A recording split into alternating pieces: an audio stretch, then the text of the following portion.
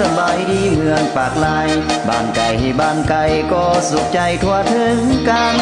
ทางเจ้าเมืองพงป่าซาก็สำลานทางเจ้าเมืองพงป่าซาก็สำลานคิดทอดทุกวันเมืองแจ่มจันทร์ขวัญใจ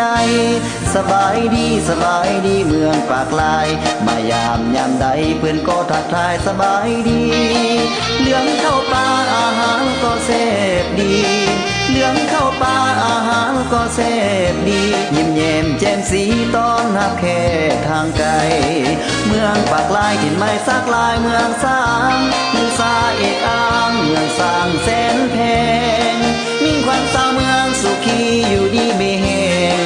มิ่งขวัญสาวเมืองสุขีอยู่ดีไม่แห้งมาสีผู้เข็นสร้างเพื่อทุกคนสบายดีขออวยพรเผ่าพงพันธุ์ทั่วหน้ามันคงคู่ฟ้าดังดวงตะวันสาวเมืองปากลายจงมีสุขสำราญสาวเมืองปากลายจงมีสุขสำราญอายุยืนยาวมันสุขสำราญสบายดีสบายดีสบายดีสบายดีเมืองปากลาย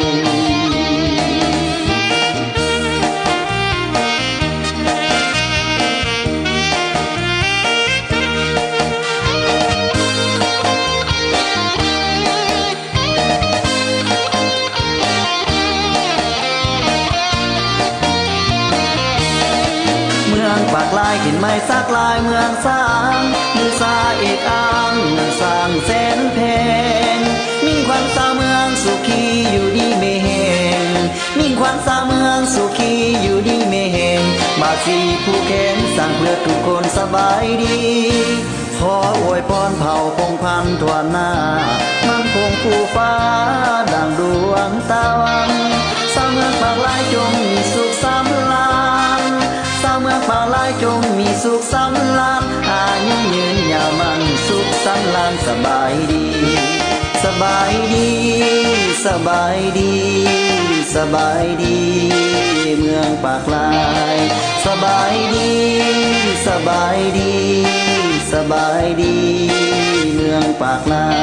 ย